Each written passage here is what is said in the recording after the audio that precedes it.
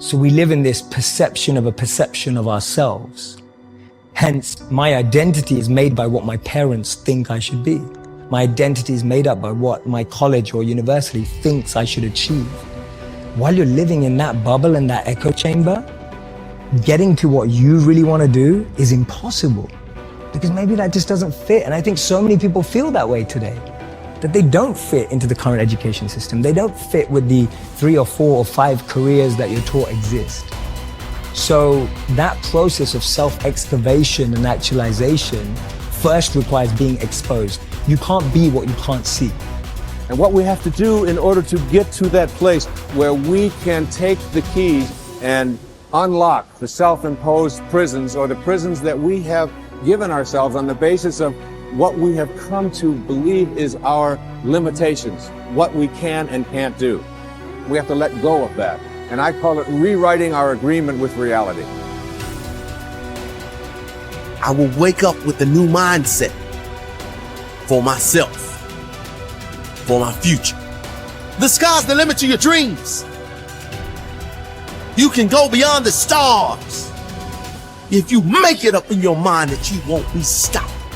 You gotta take that thing out, like you gotta take the breath out. So some of y'all are afraid of math. Go after it. Go get it. Don't run from it no more. Go get it. You gotta go get it. It's possible.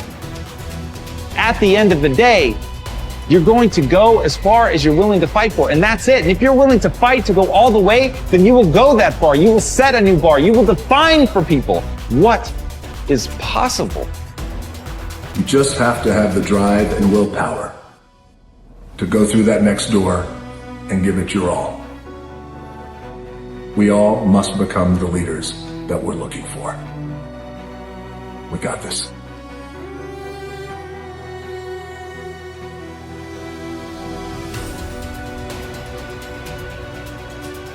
Men and women begin to become great only when they begin to take time by themselves to listen to their inner voices and organize their lives in such a way that their activities and relationships give them a deep sense of inner peace.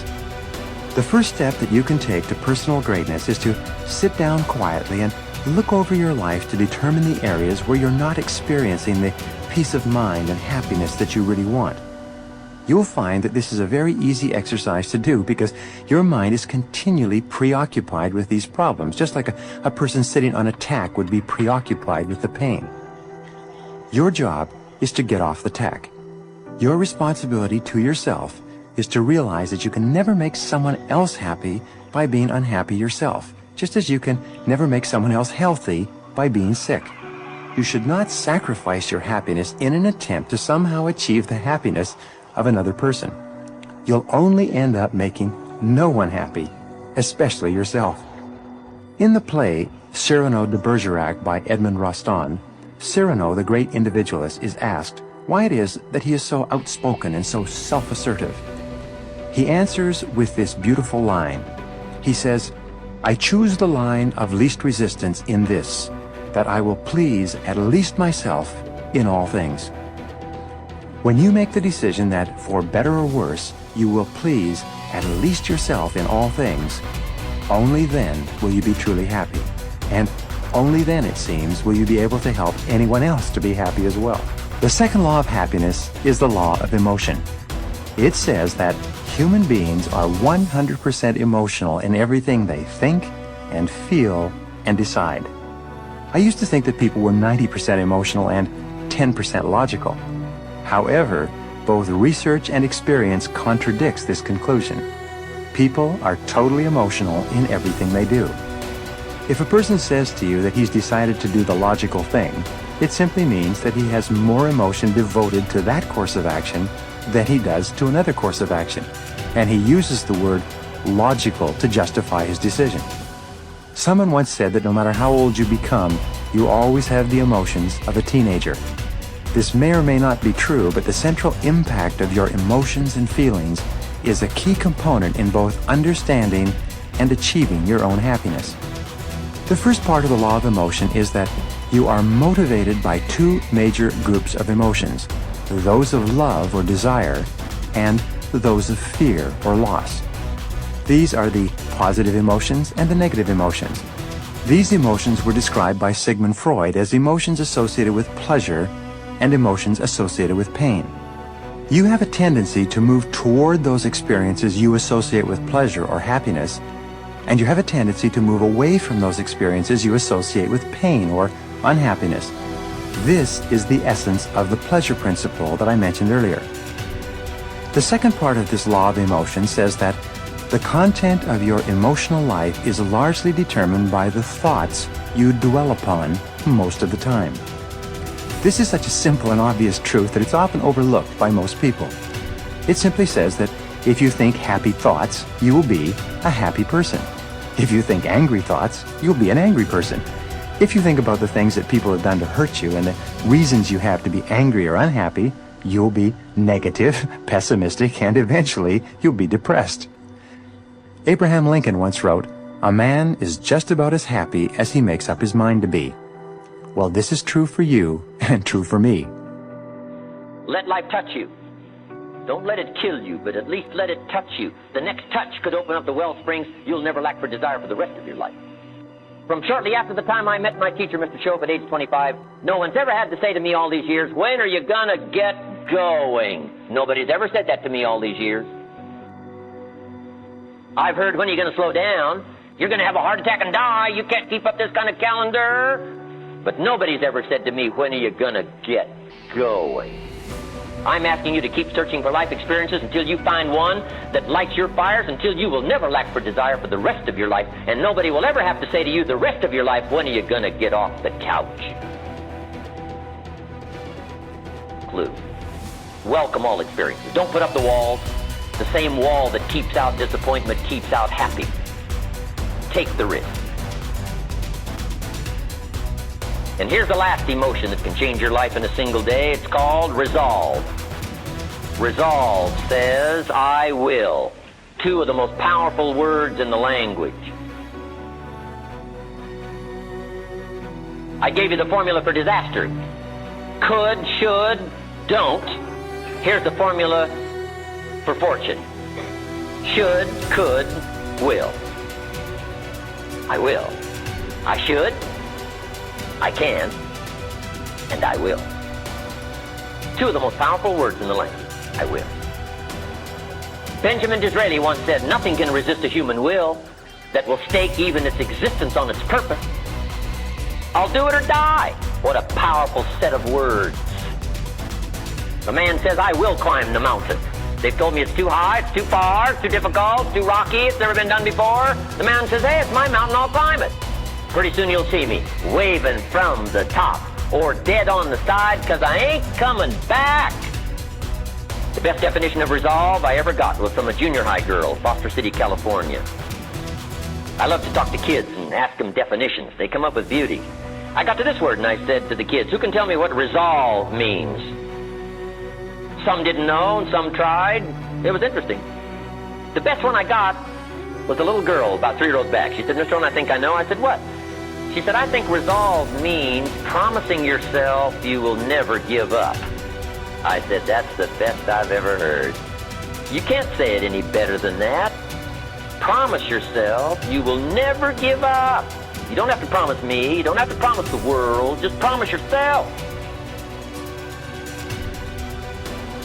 What a great bit of language. I asked the kids, how long should a baby try to learn how to walk? How long would you give your average baby before he shut off? That's enough. No, any mother in the world would say, "You're silly. My baby's going to keep trying what? Until." What a magic word, until. How many books will you read? Until you find the answers for your good health? Read 1 and quit? Read 2 and quit? Risk a cardiovascular disaster? I can't buy that from you. Wouldn't you read enough books until? Wouldn't you read enough books on financial independence until you become financially independent? Wouldn't you read enough books on leadership until you become a leader? Wouldn't you read enough books on power until you got the power? Of course, why not? Don't settle for less.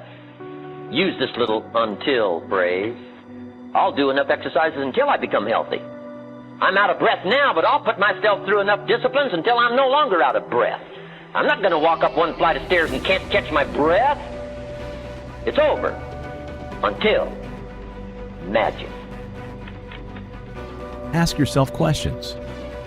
Your desire for success is fed by self-reflection, awareness, and resoluteness. Since everyone has their own definition of success, every set of objectives will vary. Your definition will lead you in a different direction than your peers. If you are ambiguous about your goals, start interrogating yourself and figure out your life's purpose. Ask questions like, what do I want to achieve? Where do I see myself in the next 5 years? What do I enjoy but could be better at? How do I define success? What kinds of accomplishments will help me drive forward? These will help you learn more about yourself and devise your objectives. Write down the first answer that comes to your mind without overthinking. Remember, there are no right or wrong answers. By answering these questions one by one, you will notice a pattern emerging. It will be your dedicated path to shaping or reshaping your objectives. Step 2. Prioritize your objectives. If you have several desires that you wish to fulfill, prioritize your objectives to view them as tangible goals. By flashing a simple why at your life's purpose, you can find answers to what you genuinely want. It can be landing your dream job, earning your college degree with honors, buying the first house, or being completely debt-free. Of course, they do not necessarily have to be material possessions. You can also aspire to achieve happiness or peace of mind. If you know what you want but are not sure how to get there, this step is bound to help you. Step 3. Write them down. By penning down your goals, you create a clear picture of the milestones and objectives you will achieve. This will imprint your desires in your mind to help them stick. Write them down and place them on your work desk, mirror, front door, refrigerator, or any other visible spot around your home or office. This will remind you of your main purpose and provide the motivation and drive you need. Break down your goals into smaller, achievable milestones. Say your final goal is to achieve financial independence. Everyone has their own definition of financial freedom, which is why you must outline yours. Start by writing your main goal on a piece of paper and deconstruct it into smaller steps. In this case, your first step will be to apply for your well-paid dream job and will push you closer to your goal. If needed, divide your first milestone further into even smaller steps and set an accomplishment time frame for each. Step 4.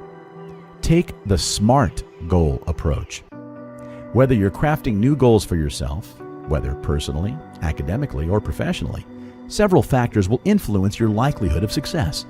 That's why your objectives should be SMART, as in S, specific. Your goals must be specific. They should reflect the why, what, where, and how you will get closer to your objectives. M, measurable. How will you know if you are truly fulfilling your goal? What are the milestones or benchmarks to determine that? Are you setting deadlines or monitoring your progress through your development? Record a specific measurement. It can be defined on your own to measure your goals. A, attainable. There is no point in setting goals that you can't achieve. This does not mean that they should be easy. Establish goals that are ambitious, yet attainable. If not, you are simply wasting your time and energy trying to achieve an objective that will never be fulfilled. R, realistic. In a similar vein, your goals should be realistic too. Visualizing a mirage of hopes and dreams that will never be realized is impractical and elusive. So be pragmatic and set goals that you believe are feasible and within your reach. T, time-bound. Lastly, set a timetable for each of your objectives. You should be able to fulfill a goal within a specific time frame. This will ensure that you can fulfill all your objectives in the next few years within a designated and precise time frame.